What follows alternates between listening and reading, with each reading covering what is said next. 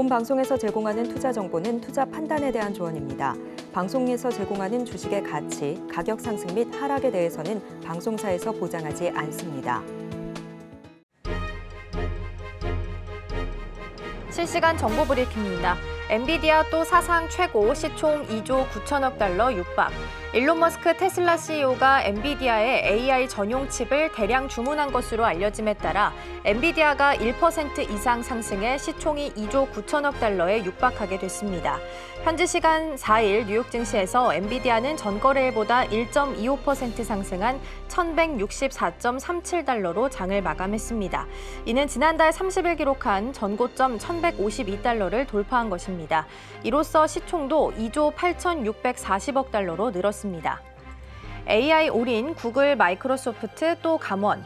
마이크로소프트와 구글이 다시 또 대규모 감원에 나섭니다. 허리띠를 바짝 졸라매면서 AI 개발에 모든 자원을 쏟아붓는 모습입니다.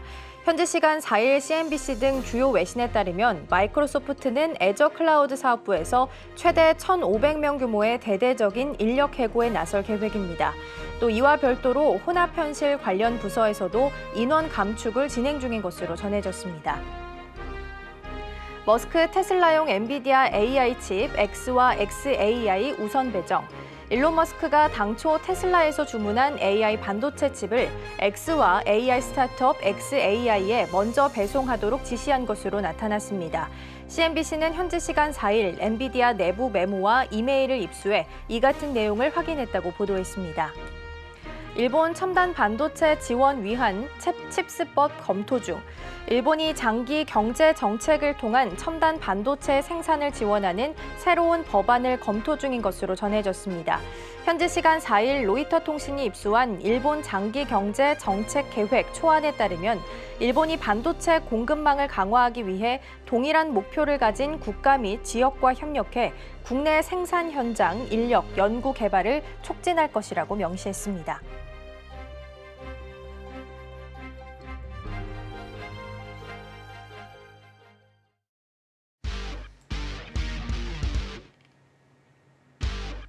시청자 여러분 안녕하세요. 증시8 오늘의 승부주 시작합니다. 진행의 이가은입니다. 어제 뉴욕 증시는 상승하면서 마감을 했습니다. 밤사이에 졸트 보고서가 발표가 됐는데요. 4월 구인 건수가 805만 건으로 집계가 되면서 예상치를 크게 하회를 했고요. 3년 내에 봤을 때도 최저치를 기록을 했습니다. 그러면서 장 막판 들어서 다시 한번 국채금리가 떨어지고 매수세가 좀 유입되는 모습이 보였습니다. 파월 의장이 고용시장이 쿨다운되면 금리 인하를 고려할 수 있다라고 이야기했기 때문에 더욱더 관심이 좀 쏠리고 있는 상황이고요. 더불어서 한 가지 더 체크해볼 부분은 삼성전자입니다. 먼저 로이터가 삼성전자가 엔비디아 퀄 테스트를 통과하지 못했다라고 보도를 하면서 주가가 쭉 밀렸었는데요. 어제 젠스낭 CEO가 직접 삼성전자의 HBM 칩을 받겠다라고 이야기를 좀 언급을 했기 때문에 다시 한번 시간 외에서 상승하는 움직임을 보이기도 했습니다. 이 부분은 잠시 뒤에 지에서 좀 짚어보도록 하겠습니다. 자, 그럼 증시8 오늘의 승부주 힘차게 출발해 보도록 하겠습니다.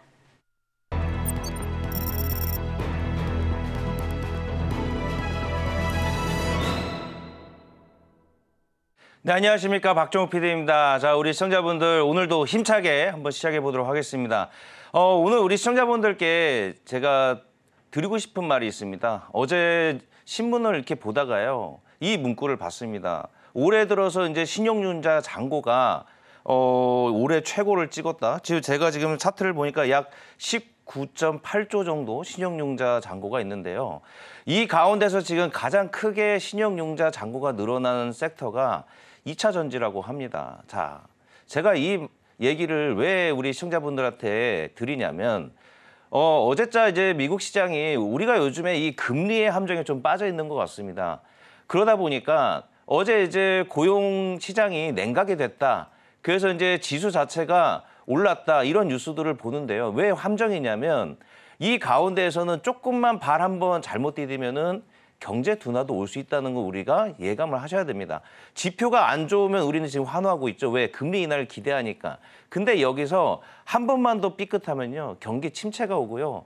금리 인하가 중요한 게 아니고 그때가 되면은 지수 자체가 생각지도 못한 또 하락을 맞을 수 있다. 그렇기 때문에 우리 시청자분들이 제가 이제 아침부터 겁을 주는 게 아니라 이렇게 무리한 신용을 이용한 물타기 이렇게 투자 전략을 짜시는 분들께 우리 선배님들한테 제가 부탁을 드리는 겁니다. 조심하셔야 된다.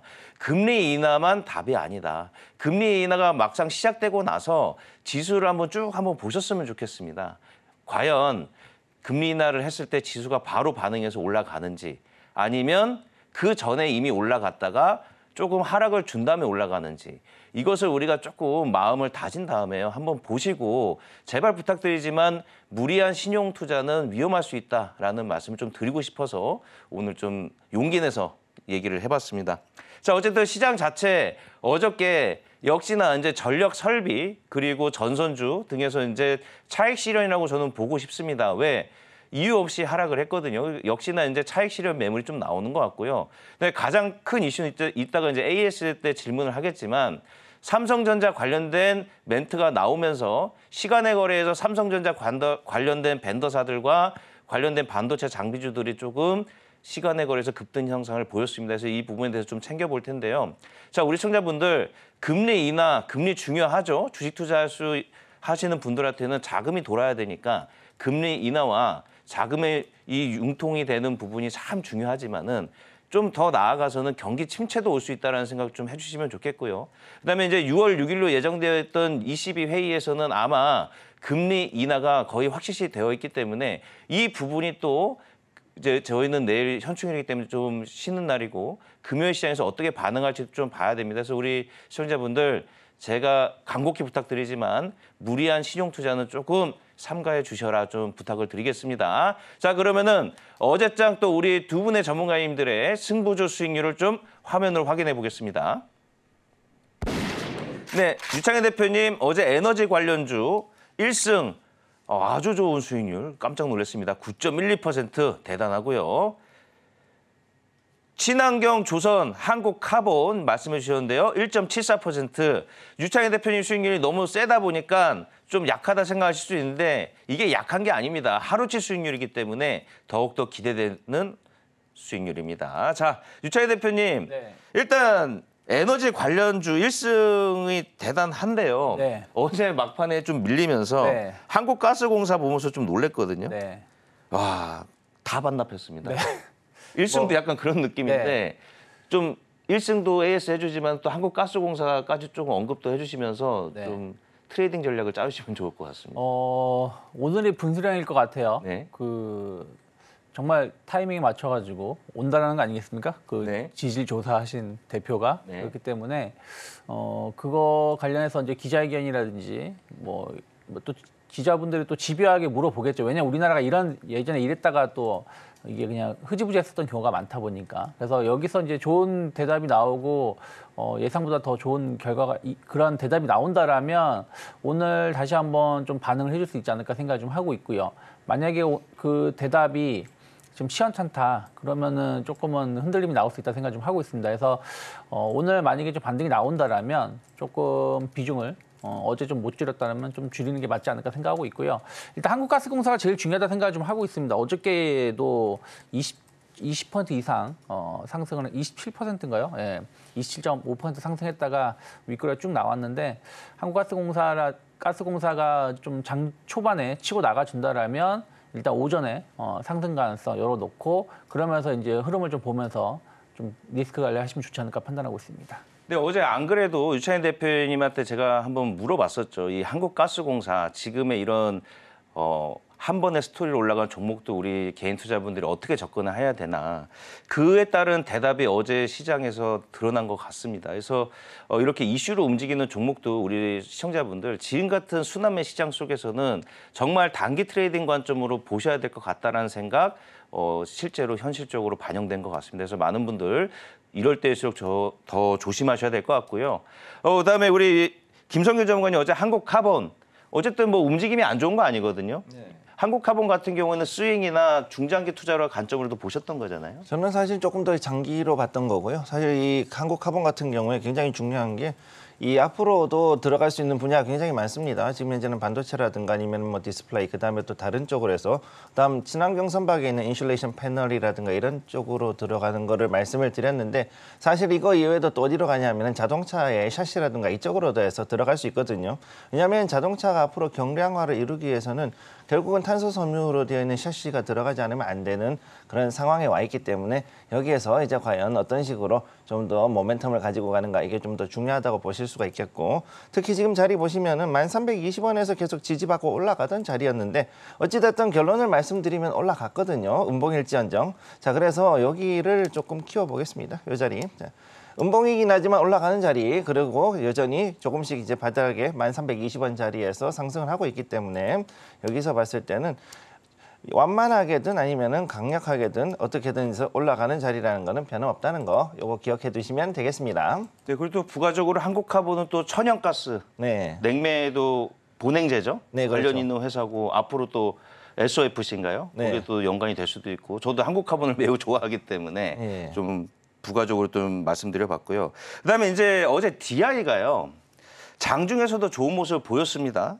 근데 이제 젠슨 왕이 이런 코멘트를 또 날렸습니다. 삼성 실패한 적 없다.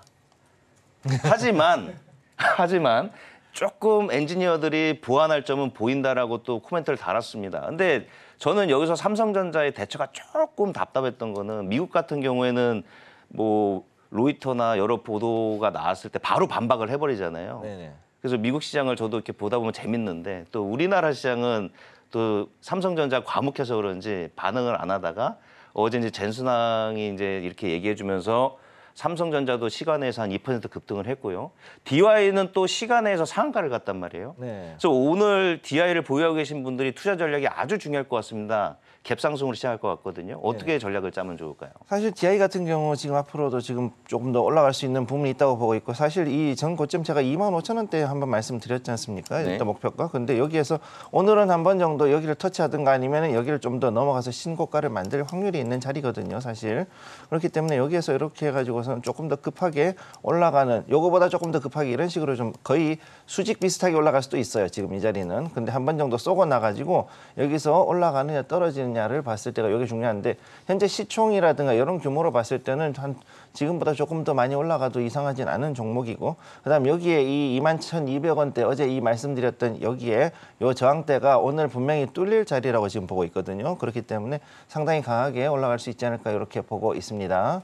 그러면은 제가 봐도 지금 시간의 상한가를 갖고 거래량도 많이 발생됐기 때문에 전문가님 의견에 동의하거든요. 그러면은 조금 수익을 챙길까요? 아니면 더 가져갈까요? 저는 여기서 일단 절반 정도 이제 2단계 매도해가지고서는 우선 절반 정도는 익절하고 나서 그 다음에 보시는 게 좋지 않을까 저는 일단 그렇게 보고 있습니다. 네, 알겠습니다. 만약에 갭상승해서 목표가 터치를 했을 때는 절반 정도 매도하시면 좋을 것 같고요. 익절 라인 잡아가면서 계속 AS 해드릴 테니까 증시팔 오늘의 승부주 꼭 보셔야겠죠? 많이 보시면 좋을 것 같고요. 이어서 이제 어제 우리 유창희 대표님 전력 관련하고 전선 많은 말씀 그동안 해주셨는데 네. 어제 다 빠졌습니다. 네. 발전, 뭐 원자력까지 다 빠졌거든요. 그래서 이 차익 실현으로 봐야 될지 트렌드가 변화된 건지 보유자분들 어떻게 좀 전략을 짜면 좋을까요? 일단 뭐 대왕고래 프로젝트 때문에 일부 영향을 좀 받았다 생각 좀 하고 있는데 결국에는 약간 지금 어저께 그러니까 이번 주 들어서 약간 이제 변화된 거는 뭐냐면 중국 소비주들, 화장품주들 되게 좋았습니다만은 어제 그저께 많이 조정이 나왔어요. 상당 부분 기존 주도주들이. 그리고 약간 전력 인프라 관련된 종목군들도 좀 조정이 나왔고 에너지 관련된 종목군들도 같이 흔들림이 좀 나왔죠. 특히 이제 사실은 뭐 대왕거래 프로젝트보다는 유가 하락 영향도 좀 일부 있었다 생각 좀 하고 있습니다. 그저께 유가가 3% 정도 하락을 했고요. 어제도 1% 정도 하락을 했죠. 이제 미국 정에서 보신다라면. 그래서 전체적인 분위기가 이제 약간 이제 시장이 좀 모멘텀이 없다 보니까 그동안 강했던 종목군들이 섹터가 좀 조정이 나오는 것인데 저는 이것은 이제 눌림목이지 이것이 이제 다시 뭐 추세 하락으로 전환되는 것은 아니다 판단을 좀 하고 있습니다. 그래서 뭐 전력 인프라 같은 경우 좀 조정이 나온다라면 좋은 기업들 충분히 매수해 볼 수 있다. 그러니까 뭐 지금 당장 뭐 공격적 사자라는 게 아니라 뭐 흐름을 좀 보면서 이제 하락이 좀 이제 끝나고 기간 조정이 좀 들어갔을 때 매수 관점 충분히 저는 볼 수 있다 생각하고 있고요. 에너지도 마찬가지입니다.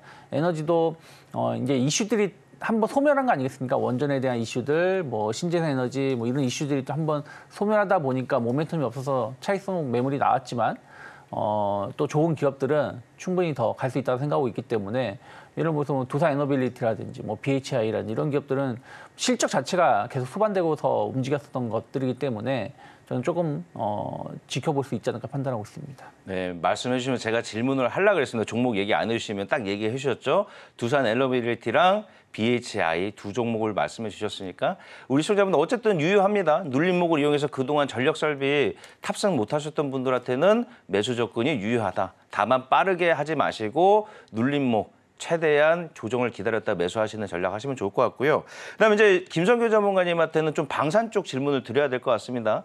어제 이제 북한에서 대남 전단 풍선 날리고 GPS 교란 등 이런 행동을 보이니까 어제 이제 국무회에서 9.19 협정을 중단하겠다. 이 뉴스로 장 막판에 또 시간에 걸려서 좀 움직이는 모습 보이거든요. 그다음에 또 어제 외신 보도 보니까 이스라엘이 또 레바논의 공격을 받으면서 레바논을 이제 석기 시대로 만들겠다. 또 이런 발언들도 나오고 있고. 그러면 이제 방산주가 뭐 개별 이슈로 움직일 것 같긴 합니다만은 이 부분에 대해서 좀 트레이딩 전략을 짜면 어떨지 한번 질문 한번 드려보겠습니다.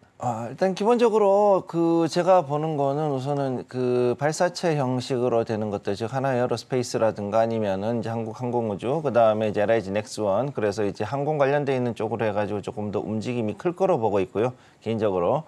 그다음에 지금 현재 봤을 때 이제 조금 생뚱맞겠지만 이제 드론 관련주들 이쪽도 역시 조금 움직일 수 있지 않을까 이렇게 보고 있습니다. 그래서 지금 여기에 봤을 때 지금 많은 움직이는 것들이 이제는 전면전을 피하기 위해 가지고 굉장히 서로 신경을 긁어대는 그런 제한적이면서도 상당히 우회적인 그런 전략들, 전술이라 그러죠. 그런 전술들이 지금 많이 나오고 있는 상태이고, 그 다음에 이제 우리나라는 서로 이제 신경전으로만 가고 있지만 외국 같은 경우는 실제로 이제 그것보다도 훨씬 더 조금 과격한 양상을 보이고 있는 게 사실이다 보니까 아무래도 여기에 관련해 가지고서 이스라엘이 이제 자체적으로 뭔가를 하는 것보다는 우선 미국에다가 자꾸 이제 무기를 달라 그럴 확률이 크고요.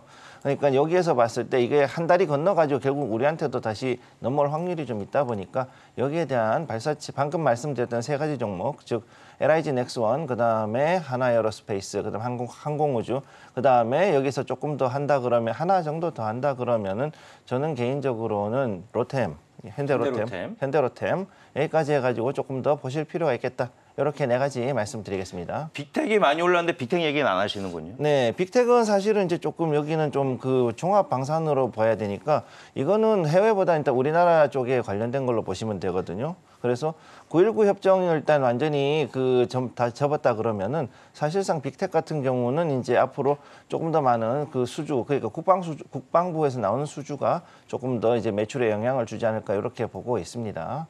알겠습니다. 그다음에 이제 마지막으로 아까 말씀을 해주셨는데 유창희 대표님, 유가가 그냥 하락하는 게 아니고 약간 수직낙하하는 느낌입니다. 이제 또 앞자리가 6으로 바뀔 것 같은 느낌인데요. 그러다 보니까 이제 유가의 영향, 환율과 유가 영향 제일 많이 받는 섹터가 또 항공주였는데 어째 움직임을 보였거든요. 유가, 이제 우리가 구리 때 기억처럼 이제 유가가 내려갔을 때 좀 수혜를 볼 수 있는 업종, 항공 말고 또 있을까요? 화학 섹터도 저는 좀 수혜를 좀 일부 입을 수 있다 생각을 좀 하고 있고요. 그리고 어쨌든 이제 항공주가 수혜를 입는다는 얘기는 좀 이제 수익성이 좋아지는 부분들이 있다 생각하고 있고, 사실은 우리나라는 제조업 국가예요. 유가가 하락을 한다라면 사실은 뭐 삼성전자든 뭐 현대차든 이런 기업들이 또 수혜를 입을 수 있는 부분들이 있거든요. 그래서 전체적 유가 자체가 하락한다는 것 자체가 우리나라 제조업체들의 경쟁력이 높아지는 부분들이기 때문에 뭐 섹터만 본다라면 일단은 뭐 항공주 하고 일단 화학주를 좀 보시면 좋지 않을까 생각을 좀 하고 있고, 전체적인 분위기는 국내 경기에는 긍정적이다 생각하고 있습니다. 네, 어제 시장에서 있었던 이슈들 전반적으로 좀 따라와 봤고요. 이어서 오늘 장 안에서 주목할 이슈들도 체크해 보도록 하겠습니다. 두 분께서 어떤 주제 선정해 주셨을지 화면을 통해서 확인해 보시죠. 네, 먼저 우리 유창희 대표님은 바이오 이벤트에 주목하자라는 부분이고요. 김성규 전문가님은 우주청 이후 계속되는 우주 개발의 열풍 준비해 주셨습니다. 네, 먼저 우리 우창희 대표님과 함께 바이오 이벤트 살펴보도록 하겠습니다. 아스코에 이어서 바이오 USA도 시작을 좀 했습니다. 일단 어제 장에서는 알테오젠이 좀 크게 움직임을 보였는데 아직 남아있는 이벤트들도 많이 있죠? 네, 뭐 여러 가지 지금 바이오 관련돼서 이벤트들이 계속 좀 쌓여 있지 않나 생각 좀 하고 있습니다. 일단 아스코 관련해서 이거는 제가 한 달 전쯤에 한번 말씀드렸었는데 뭐 유한양행이라든지 뭐 리가켄바이오 등 한 11개의 기업이 이번에 참가를 하고요. 뭐 임상 데이터를 공개를 좀 하고 신규 계약 여부 가능성이 좀 높다 생각 좀 하고 있어요. 그래서 상당히 좀 이번에 이제 바이오 행사를 주목하는 것 중에 하나가 뭐냐면 중국이 상당 부분 참여를 하지 않았습니다. 왜냐하면 미국이 중국 관련해서 좀 규제를 하다 보니까 중국 바이오 업체들이 참여를 많이 안 하게 되었고, 그래서 이제 우리나라 기업들이 그 전보다 더 좀 돋보이는 모습을 좀 보여줄 수 있지 않을까 생각을 좀 하고 있습니다. 그래서 아스코 이벤트 끝나가고 있고, 그런 이제 바이오 USA라는 행사가 좀 있습니다. 세계 최대 제약 바이오 전시회라고 보시면 될 것 같아요. 그래서 총 이번에 38개국 그리고 1,006개국요. 36개국 그리고 1,500여 개의 회사가 참여를 해서 부스를 만들어서 참 본인들의 제품들을 좀 공개를 좀 하거든요. 그래서 뭐 우리나라 같은 경우는 삼성바이오로직스, 셀트리온, 뭐 SK 바이오 등등 해가지고 47개 회사가 참여를 하고요.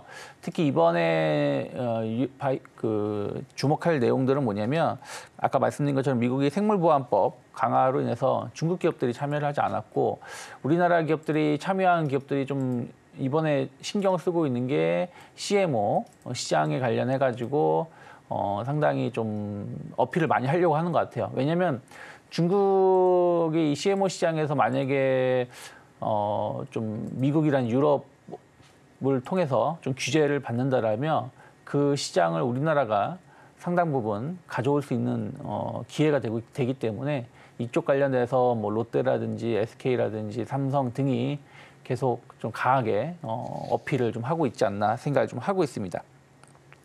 그리고 또 하나는 이제 이런 학회도 중요하지만 빅파마 업체들의 제품의 영향도 계속 봐야 되거든요. 최근에 나온 뉴스들 보면 이제 일리알리 비만 치료제죠. 비만 치료제가 지금 약간 이제 요요 현상이 좀 있다라고 합니다. 그래서 이 부분이 약간 이제 화두로 좀 떠오르고 있는데, 그럼 이것을 조금 완화할 수 있는 거는 그 주사를 맞았을 때 이 제품 흡수가 좀 장기적으로 갈 수 있게 유지가 될 수 있도록 이 약의 효능이 장기적으로 유지가 되는 것이 상당히 중요한 핵심 기술로 좀 떠오르고 있는 거 아니겠습니까? 그러다 보니까 이제 알테오젠 같은 경우가 최근에 주가가 상승을 좀 가파르게 하는 것도 이러한 기술력이 좀 있는 거죠. 그래서 이번에도 보시면 뭐 바이오 USA라든지 뭐 아스코라든지 이런 것을 보시면 제형 그 주사제, 제형 그 제품 쪽에 조금 더 포커스가 맞춰지는 것 같아요. 셀트리온도 램시마 관련돼서 제형 제품의 어필을 상당히 많이 하고 있는데, 기존에 이제 주사로 맞던 것을 피하 주사제 같은 걸로 좀 변화가 되는 것이죠. 그래서 뭐 쉽게 설명해 드린다면 뭐 꼭 그게 뭐 1:1 설명은 아니지만 그냥 예전에 우리 불주사, 아기 때 불주사 맞으면 어깨에다가 딱 맞는 것도 있지만 요즘에 나오는 거는 패치형으로 여기에 이제 그 흉터를 안 나오게끔 맞는 것도 있거든요. 그래서 그런 식으로 이제 같은 제품이라고 하더라도 어떻게 그 주사제 형식으로 맞느냐에 따라서 이게 효능이 오래 가거나 할 수 있는 부분들이 있다 보니까 이런 쪽에 많이들 좀 관심을 좀 보여주고 있는 것 같습니다. 그래서 우리나라 기업들이 이쪽에 대해서 이번에 상당히 조금 관심을 좀 어필을 좀 많이 하고 있다라고 보고 있고요. 또 하나는 이제 되게 많아요. 유럽 간학회, 류마티스 학회, 혈액 학회, 그리고 미국 당뇨병 학회 등 굵직굵직한 학회들이 6월 달에 상당히 많이 있습니다. 그러니까 우리가 아스코만 있는 게 아니라 유럽에도 지금 여러 학회가 지금 6월 중순까지 쭉 이어지고 있고요. 미국 같은 경우도 뭐 당뇨병 학회 등이 이어지기 때문에 이거는 이제 그 특정 질병, 특정 분야에 대한 학회이기 때문에 더 중요하게 여기실 수 있는 것이죠. 여기서 만약에 어떤 좋은 결과를 보여준다라면 충분히 그 기업이 좀 재평가를 받을 수 있는 것이니까요. 그래서 최근에 보면 APL 바이오라든지 뭐 여러 기업들이 아스코 그것뿐이 아니라 어떤 신약에 대한 어떤 기대감 이런 것들이 얘기가 나오면서 새로 그 수출 계약 이런 것도 나오고 있기 때문에 바이오주들에 대해서 꾸준히 좀 관심을 가져볼 수 있다 생각을 좀 하고 있고요. 뭐 이번에 삼성바이오로직스라든지 뭐 펩트론 같은 경우는 이제 그 비만 치료제 관련해가지고 요요 현상을 좀 완화할 수 있는 부분들이 주목을 받으면서 최근 주가가 많이 올라왔고요. 삼성바이오로직스는 아시다시피 이제 CDMO 관련해가지고 상당히 좀 기대감을 좀 가져갈 수 있지 않을까 생각을 좀 하고 있고요.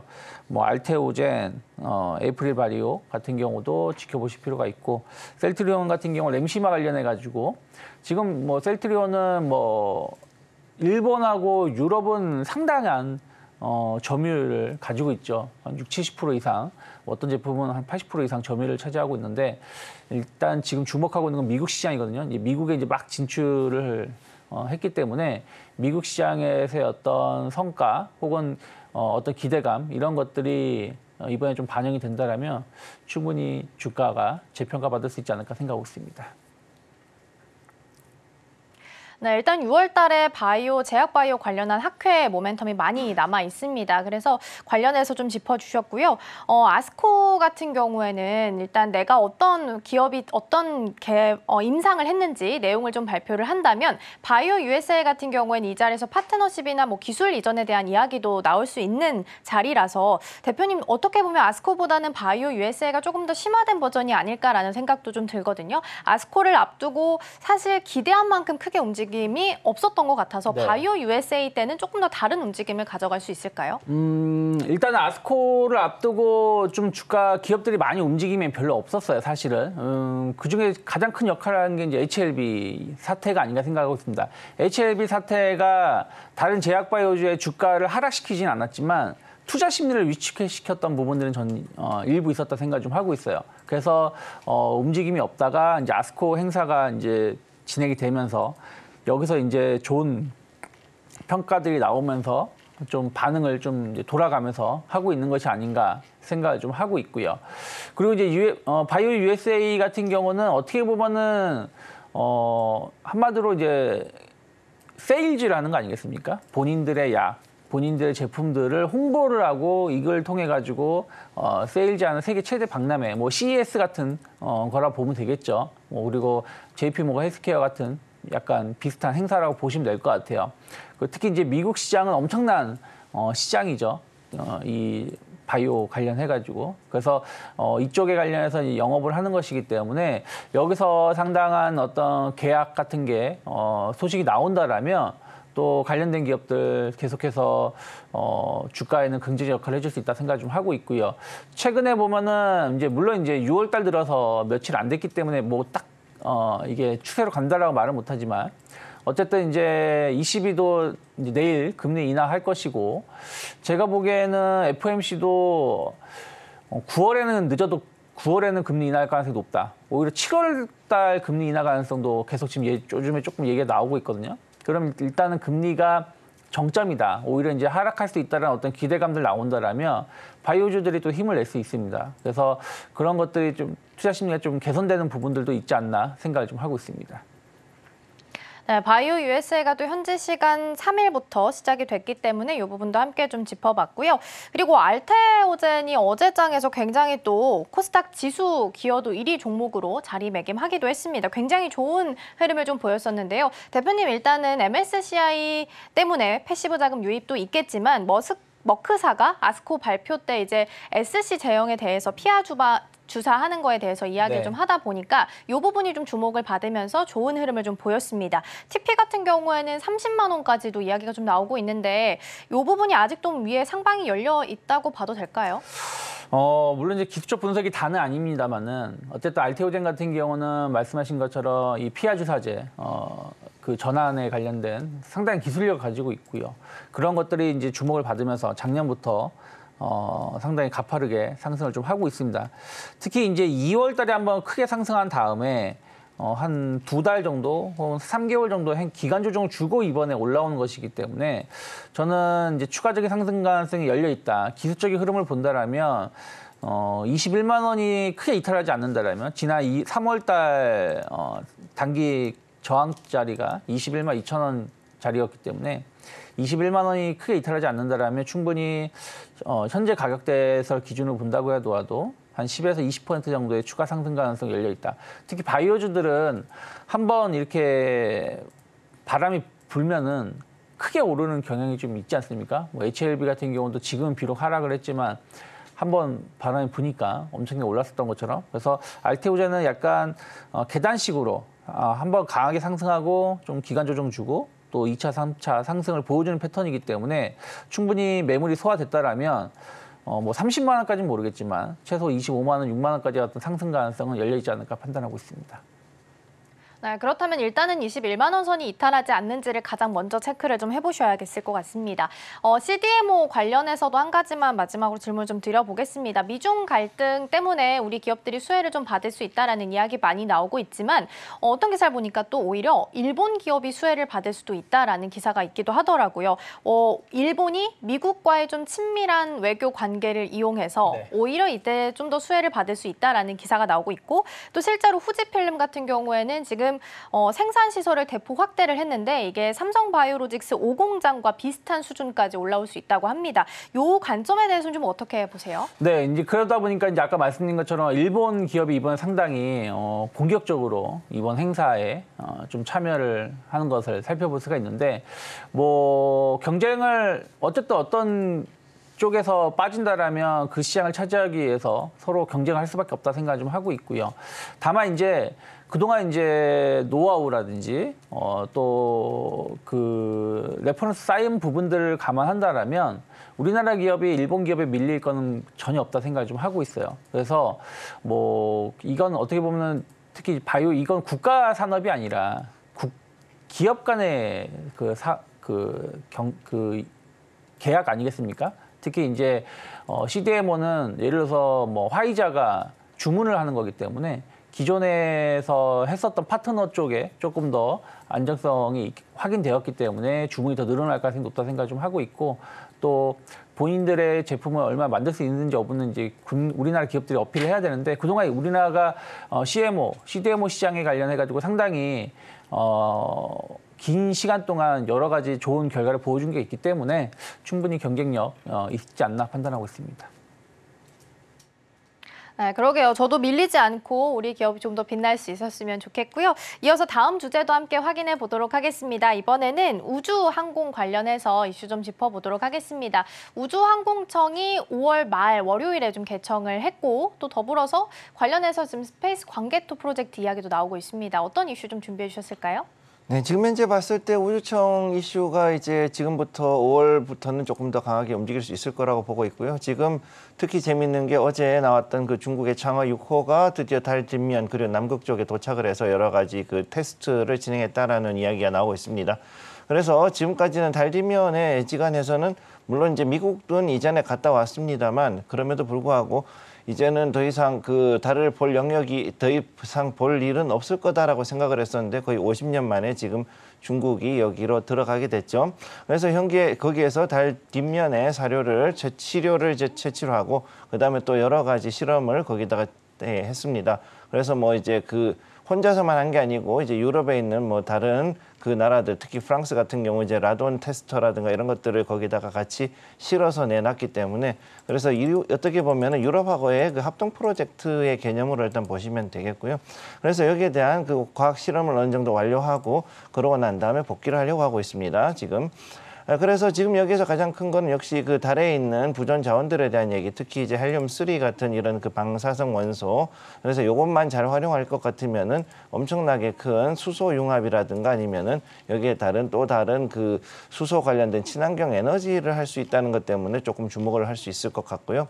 또 이제 여기에 맞춰 가지고서 미국도 현재 아르테미스 플래닝 그 어코드라 그러죠. 아르테미스 어코드. 그러니까 아르테미스 계획이라는 거에서 지금 39개국하고 해서 여기에 관련해 그 유인 달 탐사 계획을 지금 진행을 하고 있는데 여기에 우리나라도 지금 같이 포함이 되어 있습니다. 그래서 이 부분에 대해서 앞으로 우리 항공우주청이 이제 우주청이 거기에 대해서 또 좀 어느 정도 그 역할을 하게 될 거라고 보고 있고요. 그래서 이걸로 봤을 때 이제는 우주항공청이 개청이 됐기 때문에 이로 인해서 우리는 그 우주 개발, 그다음에 위성 발사 이런 부분에 대한 그동안의 여러 가지 그 제약 사항들이 있었던 것들이 완전히 풀렸기 때문에 이런 부분에 대해서도 이제 자체적으로 혹은 다른 나라와 합동으로 이런 일을 하는 것이 가능해졌다라고 보시면 되겠습니다.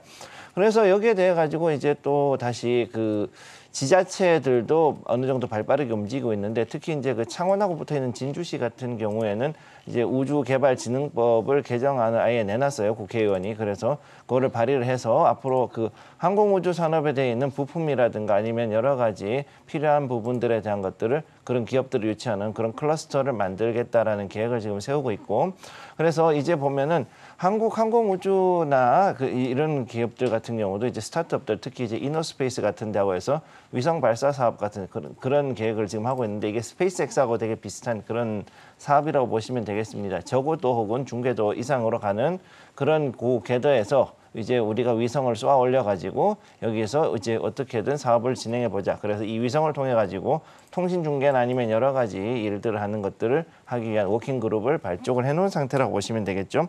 자, 그래서 이게 추후 항공 우주 같은 경우에는 충분히 방산주하고도 연결이 돼 있기 때문에 이로 인해서 지금 최근 들어가지고 그 특히 어제 같은 경우에는 9.19 조치도 있지만은 여기에 맞춰서 좀 그 우주 항공 산업에 대한 그 모멘텀도 같이 움직여서 좀 움직인 부분이 있고요. 그래서 이 보면은 앞으로는 그 우주 항공 산업이라는 것이 우리가 생각했던 것 이상으로 상당히 많은 일들을 벌이게 될 겁니다. 그래서 이 부분에 대한 거를 조금 더 지켜보시는 게 좋을 거라고 생각합니다. 네, 이렇게 해서 두 번째 주제 우주항공과 관련해서 살펴봤습니다. 근데 전문가님 우주항공 쪽은요.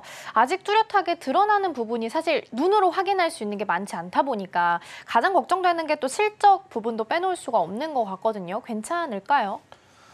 지금 우선 중요한 거는 그 나로호가 우선 성공적으로 발사가 됐잖아요. 그래서 지금까지 해가지고서는 그 발사하면서 나왔던 각종 그 데이터들, 쉽게 얘기해서 쏘아 올리다가 실패했던 각종 자료들을 기반으로 해가지고 앞으로 이제 여기에서는 회수가 가능한, 쉽게 얘기해서 예전에 우리나라가 이제 미국에서 했던 그런 우주 왕복선 개념을 이제 우리도 어느 정도는 이제 좀 잡을 필요가 있다라고 보고 있고 개인적으로. 그다음에 여기에 대해서 예산을 최대한 적게 쓰면서 그러면서도 굉장히 오랫동안 그리고 제대로 효율적으로 이제 필요한 궤도까지 쏘아 올릴 수 있는 그런 로켓을 개발하는 게 가장 중요하다고 보고 있습니다. 그래서 이 로켓 사업이라는 것이 사실은 어떻게 보면은 이 재미있는 것이요. 우리나라가 그냥 어떤 로켓만 가지고 있다고 했을 때 그러면은 문제가 되지만은 이걸 가지고 다른 나라에서 외주를 받아서 쉽게 얘기해서 우리나라가 어떤 위성이 필요한데 이걸 어디까지 쏴주세요라는 이런 그 외주를 받는 거죠. 쉽게 해서 그런 것들 때문에 지금까지 외국에 특히 러시아라든가 아니면 유럽 쪽 특히 프랑스 같은 경우에 이런 외주를 받아서 그 위성을 쏴주는 그런 일들을 되게 많이 했었고 실제로 이 사업 같은 경우는 상당한 그 고부가 가치 산업으로 볼 수가 있습니다. 그렇기 때문에 이제 우주항공청이 개청이 되면은 당연히 이제 그 정부 발주도 있겠지만은 또는 해외에서의 민간 기업도 이제 이렇게 요청을 할 수 있는 그런 어느 정도의 공기업 개념으로 좀 접근하는 그런 것들도 있을 수 있다고 보고 있습니다. 어쨌든 개청 이후에 계속해서 장기적인 관점으로는 좀 바라보시면 좋을 것 같고요. 전문가님 2032년에 달에 착륙한다, 45년에 화성에 태극기 꽂는다라고 이야기하면서 스페이스 광개토 프로젝트를 대통령이 직접 언급을 했습니다. 사실 그러면서 한번 이렇게 시세를 냈지만 관련주들이 또 반짝하고 사라진 것 같은 느낌이 좀 들거든요. 물론 이제 지금 뒤에 나온 에너지 관련해서 대왕고래 프로젝트가 더 큰 게 나왔기 때문인 건지 모르겠지만 일단은 뉴스가 나올 때마다 이렇게 반짝하고 사라지는 건 아닐까라는 우려도 드는데 어떻게 좀 보세요? 사실 이제 가장 큰 문제가 이게 일단 일회성으로 어떻게 움직이는 그런 그 움직임, 즉 쉽게 얘기해서 주가에서는 일회성으로만 움직일 가능성이 있기 때문에 이것으로 인해 가지고 조금 어려울 수가 있다라고 보고 있고요. 그렇지만 그래도 조금 저희가 좀 더 지켜봐야 되는 거는 우주항공청이 지금 이제 겨우 발을 뗐거든요, 사실은. 그래서 여기에서 이제 그냥 발 뗀 것만 가지고서 우리가 뭐라고 평가할 수 있는 건 아니다. 지금 현재 있는 거는 외나로도에 있는 그냥 나로 우주센터 정도만 있다가 이제 아주 본격적으로 정부에서 부처가 나왔다라는 것이 중요한 거죠. 그러면은 당장 이제 그야말로 태어나서 얼마 되지 않은 애한테 당장 해서 뭔가를 만들어라고 하는 것은 아무래도 시간이 좀 걸릴 수밖에 없고, 그럼 거기에 맞춰 가지고서 움직이는 거는 아무래도 저궤도에서 움직이는 그런 여러 가지 사업들을 기반으로 한 우선은 저궤도 위성 사업을 기반으로 움직이는 거, 그 다음에 여기에 대한 발사체에 대한 것들을 중심으로 우선은 조금 더 봐야 되고, 그러다 보니 이게 방산주하고 좀 겹치는 부분이 있어서 약간 헷갈릴 수는 있다는 거, 요거는 말씀을 드리겠습니다. 네, 우주청 얘기하실 때 제가 그동안 기다렸습니다. 저도 이쪽 세트에 좀 투자를 하고 싶은 마음이 있고, 스타링크 관련돼서 이제 우리나라가 아직 저궤도 위성에 대해서는 좀 뒤처져 있잖아요. 네. 전 세계적으로 이미 다른 나라들은 한 발 앞서고 있는데, 우리 시청자분들이 왜 저궤도 위성을 해야 되냐 하는 건 뭐 김성규 전문가님 추가로 얘기해 주시겠지만, 우리가 지금 보는 자율주행이나 뭐 UAM이라고 그러죠. 뭐 항공을 이용한 이동하는 그런 차세대, 앞으로 영화 속에서 보던 그런 이동 수단들, 그리고 이제 지금 5G에서 커버하기 힘든 속도나, 그다음에 우리가 지금 뭐 비행기를 이동해서 이동할 때나 아니면 선박을 이용해서 뭐 크루즈 여행을 갈 때나 지금 통신을 못 쓰잖아요. 근데 그런 걸 이제 위성과 연결해 가지고 이제 하는 그런 저궤도 시스템, 이미 뭐 스타링크가 앞서가고 있는데 우리나라는 아직 준비 중이잖아요. 네. 근데 지금 이 저궤도 관련된 쪽에 저뿐만 아니라 많은 분들이 조금 관심이 많단 말이에요. 이거에 대한 투자 어떻게 보시나요? 일단 저궤도 위성이라는 게 가장 큰 문제가 뭐냐면은요, 얘가 언제 떨어질지 모른다라는 거죠, 정확히 얘기해서. 그러니까는 이 저궤도 위성이라는 게 가장 큰 문제는 바로 이제 지구하고 이 공중의 대기권 위에 있는 이 궤도상에서 한마디로 떨어지지 않는 그 최대한, 떨어지진 않지만 그래도 최대한 지상에 가깝게 어떻게든 위성을 유도해 가지고 그 자리를 계속 유지하게 만드는 게 제일 중요한 기술입니다, 사실은.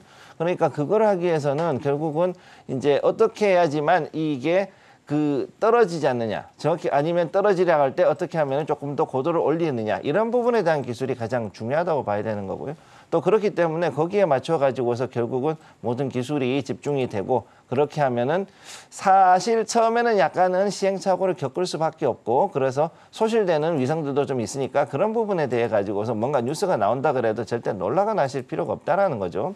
그러니까 그런 부분들은 우선 감안을 하시고, 단 앞으로 이제 뭔가 더 투자를 한다 그랬을 때는 여러분들이 위성, 그다음에 발사체, 그리고 이것뿐만 아니라 통신에 관련돼 있는 것들, 이 세 가지는 반드시 기억을 해 두시고 접근하시면 되겠습니다.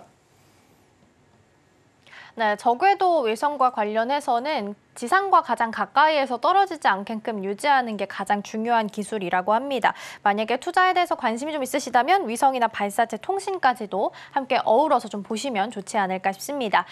오늘 이 주제와 관련해서 승부주들도 준비해 주셨는데요. 어떤 종목들이 기다리고 있을지 함께 만나러 가보시죠.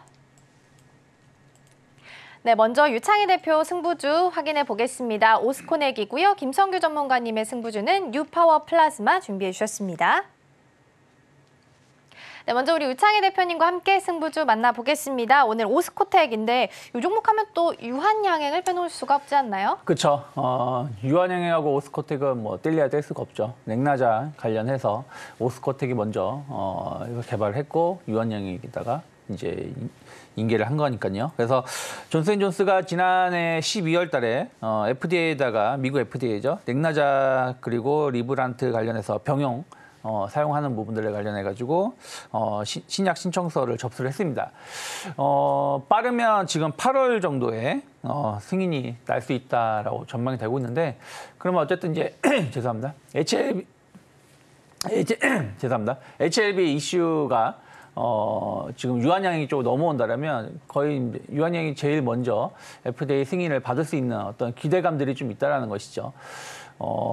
렉난자 때문에 유한양의 주가가 정말로 많이 웃었다가 울었다가 하는 것 같습니다. 작년 초만 하더라도 렉나자가 우리나라에서 그 1차 치료제에 승격된다 뭐 이런 얘기가 나오면서 주가가 올라왔었죠. 근데 또 작년 여름인가요? 가을쯤에는 렉나자 효능이 조금 약한 거 아닌가 하는 이제 뉴스가 나오면서 또 주가가 급락하기도 했었고요. 최근에 주가가 좀 회복되다가 지난번 한 2주 전에 한번 뜬금포로 하락했었던 것도 렉나자의 효능 이런 뭐 부분들, 그러니까 효능이 없다라는 게 아니라 약효가 우리가 생각했었던 것보다 약할 수 있다는 어떤 루머가 또 돌면서 주가가 하락을 했었는데 그만큼 유한양행의 이 렉나자의 위치가 어마어마하다는 것입니다. 그래서 이번에 그 렉나자 리브란트 변형요법이 그 상당히 이번에 그 3상 나온 게 상당히 좀 그 좋게 평가를 하고 있는 것 같아요. 그래서 타그리소보다 더 뛰어난 효능을 보여주고 있다라는 어떤 그 데이터도 나왔고요. 그리고 이번에 유한양의 렉나자가 베스트 오브 아스코에 선정이 되었습니다. 그만큼 이제 우리가 우려감들 기존에 의구심이 있었던 부분들이 상당히 해소가 되고 있지 않나 생각을 좀 하고 있고 그러면 오스코텍이 상당 부분 주가에는 긍정적인 역할을 해줄 수 있다 생각을 좀 하고 있습니다. 그렇기 때문에 유한양행을 뭐 볼 수도 있겠습니다만은 뭐 오스코텍이 유한양행보다 더 높은 주가 변동성을 주기 때문에 제가 봤을 때는 지금 한 4만 원 정도까지는 추가적인 상승 가능성 충분히 열려 있지 않을까 생각을 좀 하고 있고요. 33,500원만 크게 이탈하지 않는다라면 저는 뭐 약간 눌림목이 나온다고 하더라도 분할 매수 가능하다. 특히 이제 그저께죠. 월요일에 20% 이상 크게 상승을 하면서 대량의 거래량도 소반되었기 때문에 이 양봉의 절반 가격이 33,500원이기 때문에 이 자리만 이탈하지 않으면 저는 충분히 4만 원 그 이상도 짧은 시간 안에 기대해 볼 수 있지 않을까 생각하고 있습니다. 네, 첫 번째 승부주 오스코텍 만나봤습니다. 유한양행과 또 때려야 뗄 수 없는 관계 종목이기도 한데요. 일단 오늘 장에서의 목표가는 4만 원 그리고 손절가 이탈하는 라인은 33,500원으로 잡아주셨으니까요. 이 부분도 함께 보시면 좋겠습니다. 일단 그러니까 이거를 전에 유한양행이 좀 시세를 냈기 때문에 오늘 장에서의 흐름도 함께 체크해 보시면 좋을 것 같습니다. 이어서 두 번째 승부주도 확인해 보겠습니다. 이번에는 뉴파워 플라즈마 준비해 주셨는데요. 사실 이 종목은 종목명만 들었을 땐 좀 생소한 느낌도 들어서요. 어떤 전략 세우면 좋을까요? 네, 뉴파워 플라즈마 보면은 일단 기본적으로 플라즈마 장비를 만드는 회사고 또 여기 관련해서 반도체 디스플레이 그다음에 또 태양광 관련해 가지고서 소부장 관련주로 보시면 되겠습니다. 여기 관련해서 일단은 그 자회사도 있고 여러 가지가 있는데 우선은 많은 분들이 알고 있기로는 그냥 반도체나 디스플레이 소부장으로 알고 있어 가지고 시가용 그 공정용인 RPG라든가 그다음에 플라즈마로 사용하는 전원 공급 모듈 이런 것들을 만들어서 공급을 한다라고 보고 있죠.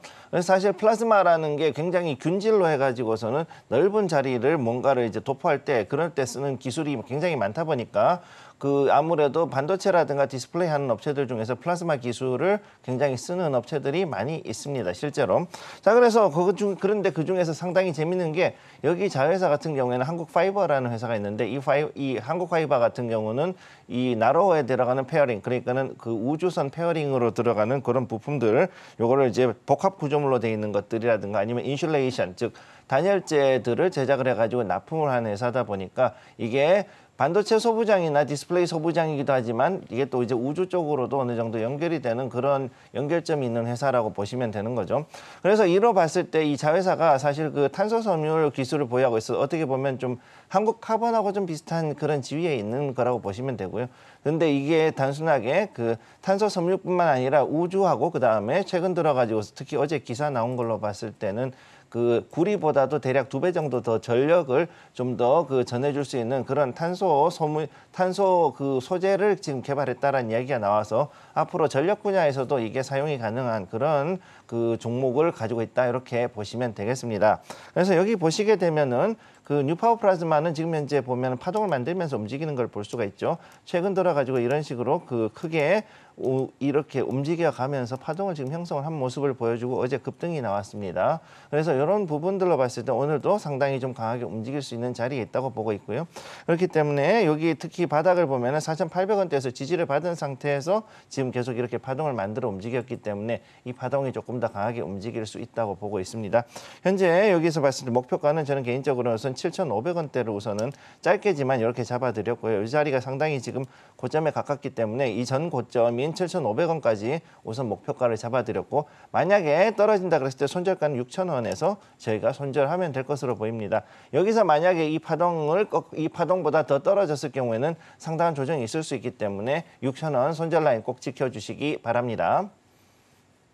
네, 두 번째 승부주로 뉴파워 플라즈마 살펴봤습니다. 뒤에 플라즈마가 붙어 있듯이 플라즈마 관련해서 장비를 또 제공하고 있는 기업이고요. 목표가로는 7,500원 그리고 손절가로는 6,000원 이탈하지 않게끔 주의하자라는 말씀까지 해주셨습니다. 오늘 두 가지 승부주 만나봤고요. 이 두 승부주가 오늘 하루 동안 얼마나 수익률을 냈는지 궁금하다 하시는 분들께서는 오늘장, 내일장 2부를 통해서 확인 가능하니까요. 많은 관심 부탁드리겠습니다.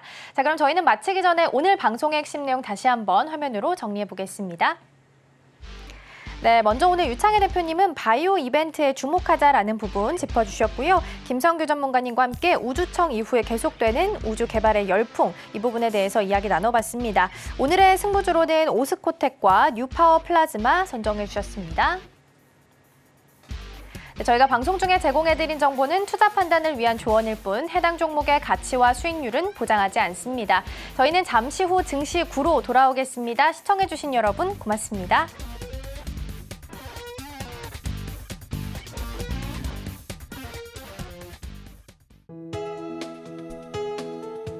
본 방송에서 제공하는 투자 정보는 투자 판단에 대한 조언입니다.